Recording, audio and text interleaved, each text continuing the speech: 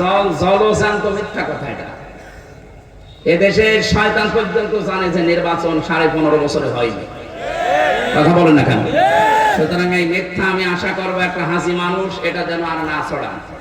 আপনি সত্য কথা বলেন, সত্য কথা বললে যা করেছেন, বিশেষ করে আয়না ঘরটা নিয়ে আপনার 100 বার ফাঁসি দিলেও আরো 10 বার বাকি থাকবে।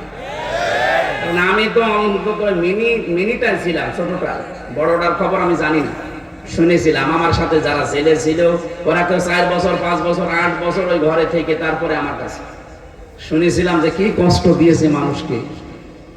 মুফতি ফখরুল ভাই ছিল আমার সাথে, বলছিল যে পায়ের ভেতরে এভাবে হাত দিয়ে, নোয়াখালী বাড়ি, পায়ের ভেতরে এইভাবে হাত দিয়ে সামনে লোহার ব্যারিকেডের সাথে আমার হাতে হ্যান্ডকাপ লাগিয়ে দিয়েছে। 2 দিন 3 দিন 5 দিন না, বছরের পর বছর 1.5-2 মিনিট সময় দিত টয়লেট করার জন্য। সকালে কয়টা ছোলা দিয়ে যেত, পচা ছোলা, পারলে খান না পারলে ফেলে দিত। দুপুরে 1 মুঠ ভাত দিয়েছে, তাও মাখিয়ে, মনে হচ্ছে কেউ মাখিয়ে দিয়েছে। উনি মাঝে দেখতাম ফাঁসির ওই কন্ডেম সেলের ভেতরে হাত পা ছেড়ে দিয়ে একেবারে সাটপাট হয়ে শুয়ে আছে। আরে ভাই এইভাবে থাকেন মানে? বলছে হামজা ভাই এইভাবে থাকি কেন আমি তো জানি, এই যে শুয়ে থাকা এটা যে কত বড় নিয়ামত এখন আমি টের পাচ্ছি। যদিও আমি ফাঁসির কন্ডেম সেলে আছি, তারপরও ভালো আছি ওখানে থাকার চাইতে। কি করেছে বলেন? আমি 10 দিন ছিলাম মাত্র, তাই আমার পেছনে ব্যথা হয়ে গেছে। ওইভাবে কয় ঘন্টা থাকা যায় বলেন তো? এখনো পর্যন্ত দেখছি অনেকে জালেমের সাফাই গায় যে কি করেছে ওনার এই দেশ থেকে তাড়িয়ে দেওয়া লাগলো। আরে শয়তান, তোমার সাথে তো হয়নি। ওইরকম 5 দিন যদি হইতো তখন টের পাইতে যে কি হয়েছে। যার বাবাটা হারিয়ে গেছে, এমিলিয়াস আলী হারিয়ে গেছে, তার ছেলে মেয়ের কাছে জিজ্ঞাসা করেন কি হয়েছে। আমার ভার্সিটির 2টা ছেলে এখনো পর্যন্ত, আজ 9 বছর চলছে, ওয়ালিউল্লাহ মুকাদ্দাস, এখনো পাওয়া যায় না। একটাই ছেলে, ওর বাবার কাছে যাওয়া যায় না, হাওয়া করে কান্নাকাটি করে। আর শয়তান বলে যে কি হয়েছে। ওর ছেলে যদি গুম হয়েছে তো ও টের পেত কি হয়েছে। এটা না আপন ভেবেছিলাম, যা করেছেন এটা আমার মনে হয় আপনি মাপ পাবেন না যতদিন আমাদের কাছে ক্ষমা না চাবেন।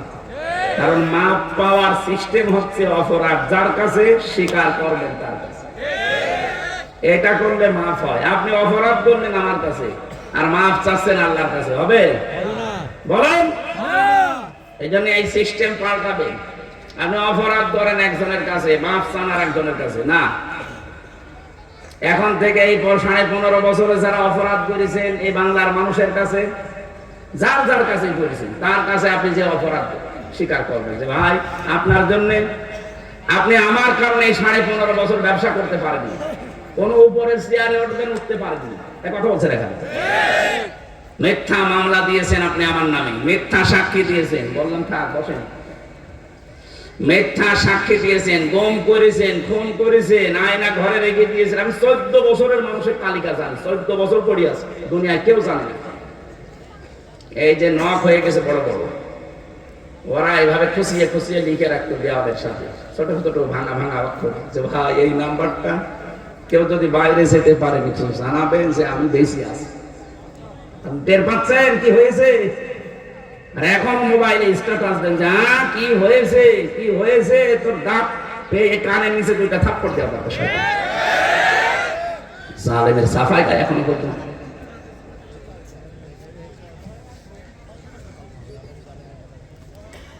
যে কথাটা তুলছিলাম এবার আমি ওই জায়গা থেকে আরম্ভ করছি। আল্লাহ পাক বলেন, নবী আপনি যদি আবু জেহেলকেও জিজ্ঞাসা করতেন যে আকাশ আর জমিন চন্দ্র সূর্য কে বানিয়েছে, আবু জেহেল এমনিতে নরমালি বলতো না যে আল্লাহ বানিয়েছে না, লা ইয়াকুলুনাল্লাহ, লামে তাকিদ নুনে সাকিলা, ও গ্যারান্টি দিয়ে বলতো আল্লাহ বানিয়েছে। এই জামানায় যারা বলে যে আল্লাহ সব বানিয়েছে, ওই জামানায় আল্লাহ বানিয়েছে বলার পরে আল্লাহর আইনও মানতো না, আল্লাহর আইন দিয়েও পরিবার সমাজ রাষ্ট্র চালাতো না। এই জামানায় যারা বলেন আল্লাহ বানিয়েছে কিন্তু আল্লাহর আইন যারা পরিবার সমাজ রাষ্ট্রে চালাতে চান না, আপনি আর আবু জেহেল পার্থক্য কি? আপনি বলতে পারেন আমি কুমিল্লা মসজিদের সভাপতি 14 গ্রামের, আরে ভাই 14 গ্রাম কে চেনে? হ্যাঁ, কুমিল্লা 14 গ্রামে কিং সফুয়া নাম বলেন, আমার কুষ্টিয়া যে কিয়ামতের আগে কিং সফুয়া চিনবে না। আপনি এই মসজিদের সভাপতি হয়ে বগল বাজাচ্ছেন, আর আবু জেহেল কাবা শরীফের সভাপতি ছিল। আপনি টের পাচ্ছেন কি বলছি? আপনি মনে করেছেন আমি কুমিল্লা 14 গ্রাম এত বড় নাম করা জায়গা মসজিদের সভাপতি, আর আমার আল্লাহ জাহান্নামে দেবে? আপনি তো 14 গ্রাম মাত্র, আর আবু জেহেল ছিল কাবা শরীফের খোদ সভাপতি। বলেন, এই জায়গায় থাকার পরেও যদি আল্লাহর আইনের বাইরে কাজ করে জাহান্নামে যায়, তা আপনি জান্নাতে যাবেন কোন হিসাব আশা করেন? এই জন্য বিশাল পাথর যে আল্লাহ সরিয়েছেন, এখন যে পাথরটা আল্লাহ আমাদের উপর থেকে সরাবেন, আসলে আমরা যারা এর ভুক্তভোগী তারা জানি যে কি পেয়েছি। এটা মন খুলে এখন কথা বলতে পারছি। খালাকাল ইনসানা আল্লামাহুল বায়ান। আল্লাহ বলেন মানুষ আমি বানিয়েছি, আর মানুষকে কথা বলার যোগ্যতা আমি দিয়েছি। আমি এই বায়ান শব্দটার ব্যাখ্যা পড়তে গিয়ে তাফসিরে আধুনিক তাফসির দেখেছি, বিজ্ঞান এখন প্রমাণ করছে এই কয়েক ইঞ্চি জায়গা, এখান থেকে এক একটা কথা বের হতে 27টা ধাক্কা লাগে। 27টা স্তর পার হওয়ার পরে একটা কথা তৈরি হয়। আর কোরআন হাদিসের ব্যাখ্যায় জেনেছি প্রত্যেকটা স্তরে এক একজন ফেরেশতা বসে আছে, এর কাছে ওর কাছে ওইভাবে দিতে দিতে 27 নাম্বার জায়গায় এসে এই মুখের গর্ত দিয়ে কথাটা বের হয়। একটা ফেরেশতা যদি দায়িত্ব অবহেলা করে, সিয়ামনে আপনার কথা বলতে পারবে না, গা গু শব্দ হবে। বুঝেন কি বলছি? কত দয়া করেছেন আপনার প্রতি আল্লাহ, বলেন তো কিচ্ছু পাননি জীবনে যে কথা বলতে পারেন, এইটাই কম নাকি? বলেন, কথা যারা বলতে পারেন তারা জবান খুলে বলেন আলহামদুলিল্লাহ। দরুদ সালাম পাঠের মাধ্যমে আজকে তেলাওয়াতকৃত আয়াত সূরা তাওবা, কোন সূরা? বলেন 109 110 নম্বর আয়াতের আংশিক পড়েছি। তাফসীর আকারে কথা বলার জন্য আমরা বসলাম। আল্লাহ রাব্বুল আলামিনের ঘোষণা শোনাচ্ছে, এবার ইরশাদ হচ্ছে ইন্নাল্লাহা আশতারা মিনাল মুমিনিনা আনফুসাহুম ওয়া আমওয়ালাহুম বিআন্না লাহুমুল জান্নাহ। খুব খেয়াল করে মিলাবেন। আল্লাহ বলেন ইন্নাল্লাহ, অবশ্যই আমি আল্লাহ, ইশতারা ক্রয় করে নিয়েছি, মিনাল মুমিনিনা মুমিনদের কাছ থেকে, আনফুসাহুম তাদের জীবন, ওয়া আমওয়ালাহুম তাদের মাল, বিআন্না লাহুমুল জান্নাহ বিনিময়ে তাদেরকে আমি আল্লাহ জান্নাত দিয়ে দিয়েছি। সুবহানাল্লাহ। এটা বাংলা গেল। এবার আসেন তো ব্যাখ্যার দিকে। এখানে সরাসরি ক্রেতা আল্লাহ নিজে। ক্রেতা কি? বলেন বিক্রেতা না, এ বললো মানুষ মুমিন। আন্দাজে সবাই তো মানুষের দুনিয়াতে এখন 810 কোটি মানুষ, সবার জিনিস আল্লাহ কিনতে চান না। আল্লাহ বলেন আমি কিনতে চাই, কিন্তু মুমিন হওয়া লাগবে। এবার আপনি বলেন মুমিন কিনা? মুমিন না হয়ে মসজিদের টাইলস লাগিয়ে দিলে আল্লাহ ওটা নেবে না। কি বলছি টের পাচ্ছেন? মুমিন না হয়ে ঈদগাহ টাইলস লাগিয়ে দিলে আল্লাহ নেবে না। মুমিন না হয়ে মাহফিলে 50 লক্ষ টাকা দিলে আল্লাহ নেবে না। কারণ আল্লাহ কিনতে চায় শুধুমাত্র মুমিনদের কাছ থেকে। আল্লাহ যদি মিনাল মুনাফিকিনা দিত, মিনাল মুশরিকিনা দিত, আল্লাহ যদি সবার সম্পত্তি কিনতে চাইতেন, তাহলে কারণের সম্পদ কম ছিল না। কথা বলেন না কেন? এ বাংলাদেশে বহু মানুষের এমন এমন সম্পদ আছে, এই যে দরবেশের কথা শুনলেন, 36,000 কোটি টাকা 7টা ব্যাংক থেকে মারিং কাটিং করেছে। ও তো বিভিন্ন জায়গায় দিত, একটাও কবুল হয়নি, কারণ মুমিন না। চোর কোনদিন মুমিন হয়? বলেন। তাহলে এখন থেকে আমাদের সিদ্ধান্ত নেওয়া লাগবে, শুধু আয়াত শোনা না। আমরা এখন থেকে যদি কিছু দিতে চাই, দেওয়ার আগে আল্লাহর কাছে বিক্রি করার আগে মুমিন হওয়া লাগবে। আরো জোরে বলেন। এখন মুমিন আমি আছি কিনা এটা কে বলবে? আল্লাহ বলবে। এখন যদি মনে করেন না, এত বড় সুন্দর টুপি মাথায়, এত বড় জুব্বা গায়ে, আবার সাদাটা উপরে দেওয়া, এত বড় বড় দাড়ি হয়ে গেছে, এ মুমিন না। না, আমার চাইতে দাড়ি আবু জাহেলের অনেক বড় ছিল। এসা আমার চাইতে আরো বড় সভ্য ছিল আবু জেহেলের। ওর বাড়ি আমি দেখেছি কাবা শরীফের পাশে ওর বাড়ি, এরপরে নবীর বাড়ি, তার মানে কাবার পাশে নবীর বাড়ির আগে ওর বাড়ি। এত ফজিলত, তারপরও মুমিন না কেন? এবার আসেন তো মুমিন কে? নবীজিকে জিজ্ঞাসা করছে সাহাবী যে হুজুর আমার যে ঈমান আছে এটা আমি টের পাবো কি করে? বিশ্বনবী বললেন ইদা সাররাতকা হাসানাতুকা ওয়া সাআতকা সাজ্জিআতুকা ফাআনতা মুমিন। যখন তোমার ভালো কাজগুলো তোমাকে আনন্দ দেবে আর অন্যায় কাজগুলো তোমাকে কষ্ট দেবে, একটা বাধা আসবে ভেতর থেকে, একটা প্রতিবন্ধকতা সৃষ্টি হবে ভেতর থেকে, তখন বুঝবে তোমার ঈমান আছে। এ বাংলাদেশে ভালো কাজ সবার কাছে ভালো লাগে, এই কথা বলছেন না? আপনি নিজের দিকে তাকিয়েই বলেন তো, ভালো কাজ সবার কাছে দেশে ভালো লাগে না? অন্যায় কাজ সবার কাছে দেশে অন্যায় মনেও হয় না, আর আনন্দ নিয়ে করে। এদেশে এই যে সুন্দরী প্রতিযোগিতার নামে বিশ্বে এবং বাংলাদেশে যা হয়, এগুলো যে অন্যায়, এগুলো যে জেনা, এগুলো যে অশ্লীলতা, বেহায়াপনা, এটা সবাই জানে। জানার পর অনেকে আনন্দ নিয়ে করছে। নিজের মেয়ে, যুবতী মেয়ে, তার শরীরের বিভিন্ন অঙ্গ প্রত্যঙ্গ মাপ চোখ দিয়ে এটা পরিষ্কার করার পরে তারপরে বলা হয় যে এটা সৌন্দর্য। এই কাজগুলো যারা করছেন, জেনে শুনে যারা অন্যায় কাজ করে, ভেতর থেকে বাধা আসে না। নামের আগে দেখেন আল হাজমি কাজ, কথা বলেন না কেন? চলচ্চিত্র জগতে যারা কাজ করে সবাই দেখবেন কাজ যা করছে পেছনে খোঁজ খবর নিয়ে দেখবেন অনেক ইমাম সাহেবের মেয়ে আছে। আমি চলচ্চিত্র পর্ষদের চলচ্চিত্র জগতের যে লোকটা শহীদুল ইসলাম, উনি যে ভিডিও করে বেড়ায়, ওই লোকটার মাহফিল ছিল আমার টাঙ্গাইলে। বহুদিন ওর সাথে প্রায় 8-9 বছর আমার সম্পর্ক, ওর মাহফিলের কারণে। এফডিসিতে আমরা 2বার ঘোরাতে নিয়ে গিয়েছিল যে হুজুর দেখেন এখানে কি হয়। এখন এই তো কালকে ছড়াবে যে হুজুর এই কাজ করতেও যাই। আমি গেছি শিক্ষার জন্য, যে আসলে যা বলে ঠিক কিনা।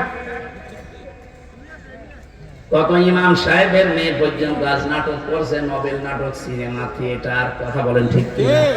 এটা যারা দেয়, যারা করে, বলেন তো, এই যে অন্যায়কে অন্যায় করার পরে যদি বাধা না আসে ভেতর থেকে, আপনার যদি খারাপ না লাগে, আবার দোয়া চাই, বলে হুজুর দোয়া করবেন মেয়েটা বিশ্ব সুন্দরী হয়ে গেছে। কিসের দোয়া চাইলেন আপনি? আপনার মেয়ে যে জেনা করছে, তার রূপের জেনা, মনের জেনা, হাতের জেনা, কত রকমের জেনা আপনার মেয়ের দ্বারা হচ্ছে আপনি জানেন, আর আপনি দোয়া চাচ্ছেন। আমি কি দোয়া করবো? যে আল্লাহ জেনা করা আরো তাড়াতাড়ি করার তৌফিক দাও। এই জন্য ভালো কাজ যাদের ভালো লাগে না, অন্যায় কাজ যাদের ভেতর থেকে বাধা আসে না, আপনি বুঝবেন আপনার দাড়ি থাকতে পারে, টুপি থাকতে পারে, হজ করতে পারে, আপনার ঈমান নেই। ঈমান না থাকলে সে মুমিন। এত কাটছাট বলার পরেও যদি কেউ বলেন যে আমি বুঝি আসে না আমার, এদিকে আসে, কানের নিচে 2টা থাপ্পড় দিলে ঠিকই বুঝান, বুঝে আসে না মানে। এখন থেকে কিছু দেওয়ার আগে আপনি ভাববেন যে আমি ইমানদার কিনা। ভালো কাজ দেখলে আনন্দ লাগবে, অন্যায় দেখলে ভেতর থেকে বাধা আসবে, তাহলে ফান্তা মুমিন, আপনি মুমিন। আল্লাহ বলেন আমি কিনতে চাই এই মুমিনদের কাছ থেকে 1 নম্বরে আনফুসাহুম, তাদের জীবন, 2 নম্বরে আমওয়ালাহুম, তাদের সম্পদ, বিআন্না লাহুমুল জান্নাহ, বিনিময়ে যেটা দেব তার নাম জান্নাত। দুনিয়াতে যত কিছু বেচা কিনা হোক, 4টা বিষয় সামনে লাগে, একজন ক্রেতা, একজন বিক্রেতা, একটা মাল আর একটা মূল্য। আমি আবার বলছি, একটা জিনিস কেনা বেচায় কয়টা জিনিস লাগে? একজন ক্রেতা লাগবে, একজন বিক্রেতা লাগবে, একটা সম্পদ লাগবে আর একটা মূল্য লাগবে। এখানে সরাসরি আবার বলছি, ক্রেতাকে, বিক্রেতা মুমিন, বিক্রেতা মুমিন, কোন মুনাফিক না। সে মুনাফিক নামাজি হতে পারে, রোজাদার হতে পারে, হাসি হতে পারে না, তাদেরটা আল্লাহ জীবনও কিনবে না। আল্লাহ সত্যি কিনতে চান যদি কিছু, তাহলে মুমিনের কাছ থেকে, সে যত ছোট হোক আর যত বড় হোক। 2টা জিনিস আল্লাহ কিনতে চেয়েছেন। এখন বলেন তো, যে ভাই বাজারে গেল, কুমিল্লা 14 গ্রাম বাজারে যে মাছ কিনবে, পচা মাছ উনি জেনে শুনে কিনবে? বলেন কি এমন মেধা দিয়ে আল্লাহ ওনারে বানিয়েছে? এতটুকু বুদ্ধি নিয়ে যদি পচা মাছ উনি কিনতে রাজি না হয়, আল্লাহ পাক বলেন তো কত বিচক্ষণ। উনি যখন কিনবে আপনার কাছ থেকে কোনো পচা মাল কিনবে, তাহলে আপনার মালটা পচে যায় কি করে এটা আগে জানা লাগবে। আপনার জীবন যদি নষ্ট হয়ে যায়, পচে যায়, দুর্গন্ধ সৃষ্টি হয়, এরকম জীবন আল্লাহ কিনবে? যেন আল্লাহ কিনতে চান বৈধ টাটকা যেটা চলে এরকম জিনিস আল্লাহ কিনতে চাবেন। উনি যদি পচা মাছ কিনতে রাজি না হয়, আল্লাহ জীবনেও আপনার পচা সম্পদ নেবে না। যেহেতু প্রথম আল্লাহ দিয়েছেন আনফুসাহুম, মানে তোর জীবন কিনতে চান। জীবন কাকে বলে? নফসের বহুবচন আনফুস। জীবন পবিত্র করার জন্য এই পৃথিবীতে দুইটা ঔষধ আছে। আমাদের জীবন পবিত্র করার জন্য শরীরটা, এটা যদি কেউ পবিত্র করতে চায় সে যেন বারবার গোসল করে। কথা বোঝাতে পারি? আমাদের শরীরকে পবিত্র করার ঔষধ আমরা কি মনে করি যে বারবার গোসল করলেই পবিত্র হয়ে গেলাম?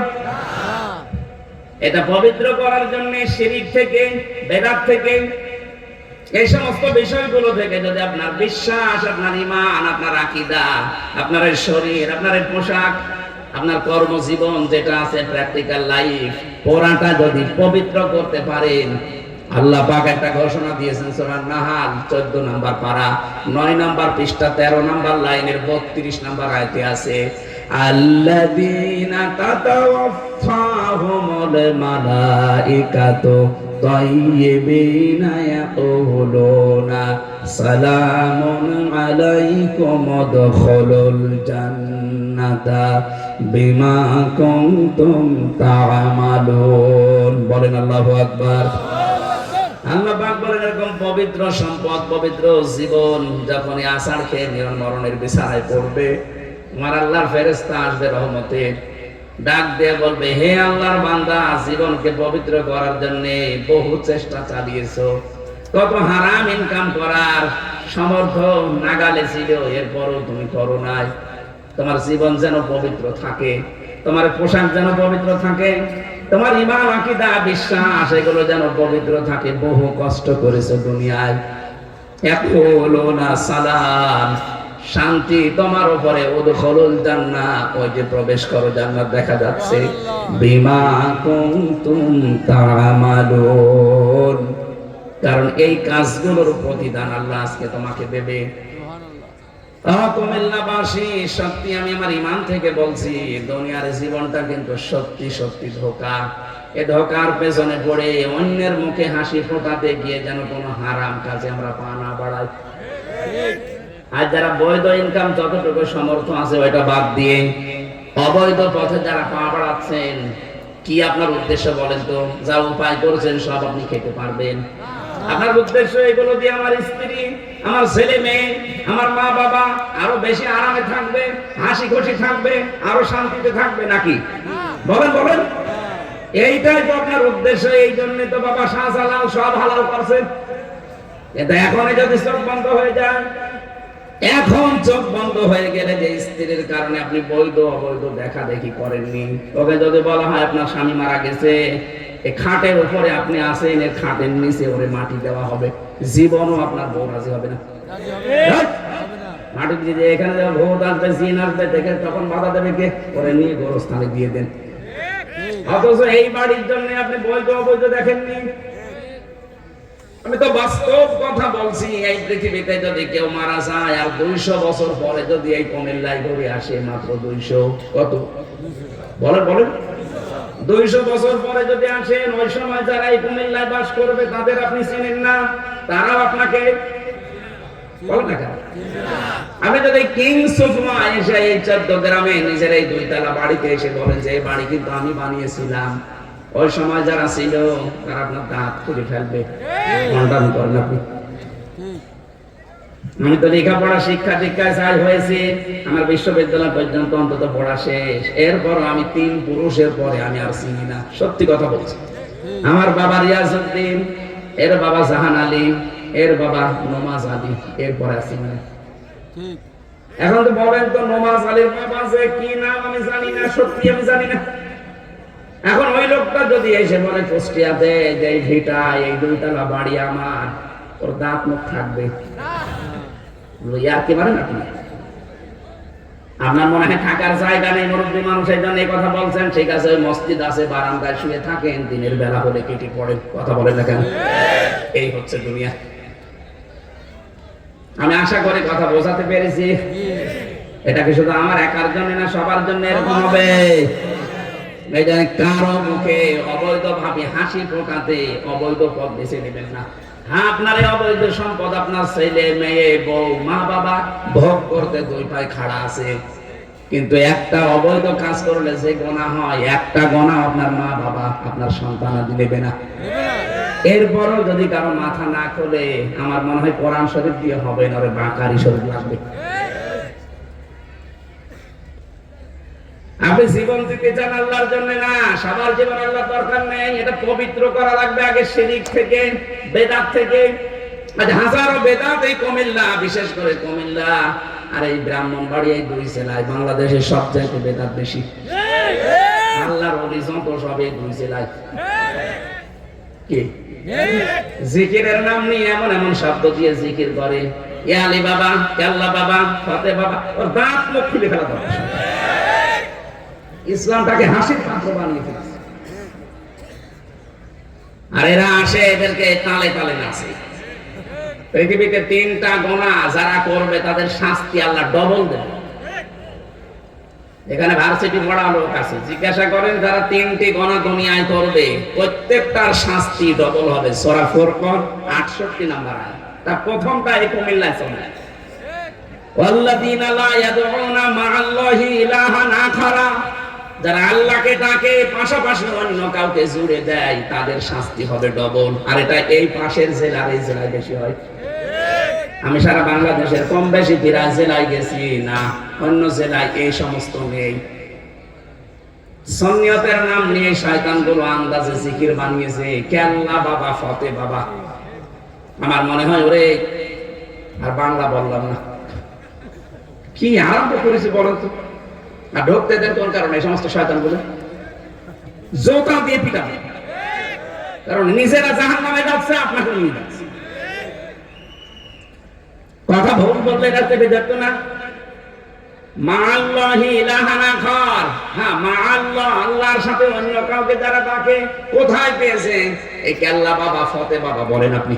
কোন দলিল আছে আপনার কাছে যেখানে রাসূলের নামে জিকির করা জায়েজ নেই? আছে? রাসূলের নামে দরুদ। আর শয়তানরা আন্দাজে আবেগ নিয়ে ধোঁকা দিয়ে বোকা বানিয়ে মানুষকে আন্দাজে জিকির করায়, নিজেরা তো যাচ্ছে জাহান্নামে, আরো মানুষকে ডাক দিয়ে নিয়ে যাচ্ছে। কেউ রাজি হবে না এরকম উল্টাপাল্টা কাজে। বিশেষ করে কুমিল্লা তো রাজি হওয়ার কথাই না।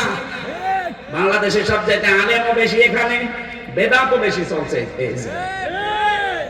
এই সমস্ত আলেমগুলো যদি সতর্ক না হয়, তো বেদাত ভরে যাবে, তখন আপনারা কোন ঠাসা হয়ে পড়বে। এই জন্য সতর্ক হওয়ার সময় এখন। আল্লাহ যেহেতু পাথর সরিয়ে দিয়েছে, এখনই সতর্ক হওয়ার সময়। কোন বেদাতপন্থী যারা ইসলামের বাইরে কোন কাজ করে তারা যেন এই জেলায় ঢুকতে না পারে। যারা আসবে বলবেন কোরআন শরীফ হাতে নিন, এক একটা শব্দের 8টা 10টা 15 20টা করে অর্থ বের করবে, তাফসীরের নাম বলে বলে আমাদেরকে শোনায়। ওই কোন বাবা কি করেছে, কোন দাদা কোন গাঁজা খেয়েছে, ও কথা শোনার জন্য আমরা হ্যাঁ বলতে পারবেন না। দেখেন 5-7টা বলেন, এমনি যারা ভণ্ড আছে এমনি আর আসবে না, বলবো না ওখানে গেলে সমস্যা আছে। কারণ ওর পেটে বম মারলেও কোরআন শরীফ শুদ্ধ করে পড়তে পারবে। 2 নম্বরে আল্লাযীনা লা ইয়াদউনা মা'আল্লাহি ইলাহান আখারা ওয়া লা ইয়াকতুলুনা আন-নাফসাল্লাতী হারামাল্লাহু ইল্লা বিল হক। আল্লাহ পাক বলেন যারা অন্যায় ভাবে মানুষ হত্যা করে, এই মানুষগুলোর শাস্তি ডবল হবে। 2024 সালের 5 আগস্টের আগ পর্যন্ত আপনি হিসাব করেন, সরকারি জরিপ 2732 জন মানুষ আপনি হত্যা করেছেন। 2780 জন মানুষ এখন হাসপাতালে কাতরাচ্ছে। কারো হাত নেই, পা নেই, কারো চোখ নেই, কারো অন্ডকোষ উড়ে গেছে। আমি নিজে দেখে এসেছি কুষ্টিয়ায়, আমার সামনে 16 জন মারা গেছে। যে মানুষগুলোকে মারার কোন দলিল আছে আপনার কাছে বলেন? আপনার নিজের অবৈধ ক্ষমতা টিকা দিয়ে আপনি কাজ করবেন। শুধু এতটুকুই তো শেষ করেননি, এর আগে বিডিআর মেডিসিন কতগুলো বিডিআর, প্রায় 900 বিডিআর আমার সাথে 3 বছর জেলে। তারা আছে কেউ 13 বছর, কেউ 14 বছর। আপনি মানুষ, আমার তো মনে হয় কিয়ামতের দিন আল্লাহ যদি এই 14-18 কোটি মানুষ আপনাকে মাফ করে দেয়, তো ব্যারিস্টার আর মানের বউ মাফ করবে না। আর আমান আজমির বউ তো চলেই গেছে, কি করবে আর? বেচারা প্রায় 9-10 বছর পড়ে আছে। স্বামী বেঁচে থাকলে না আশা থাকা যায়, ও আছে কিনা তাও জানে না। এই গুমটা যে কত বড় অপরাধ, এর মনে কোনো মাফ নেই। এই গুম আপনি মেরে ফেলে বলেন যে মেরে ফেলেছে। আপনি তো জানেও না যে ওর স্বামী জানে না, ওর ছেলে মেয়ে জানে না, মা বাবা জানে না, ওর আত্মীয় স্বজন কেউ জানে না যে ও বেঁচে আছে কিনা। হঠাৎ 10 বছর পরে আপনি বের করে দিচ্ছেন, এই যে ওর দাড়ি চুল গব মনে হচ্ছে জঙ্গল থেকে বেরিয়ে আসতেছে। তাহলে ও লোকটা কি কষ্টে ছিল বলেন? আমার তো মাঝে মাঝে ওই মাটির নিচে আমি ছিলাম, দেখেছি, একটু দেখা হতো এদের যে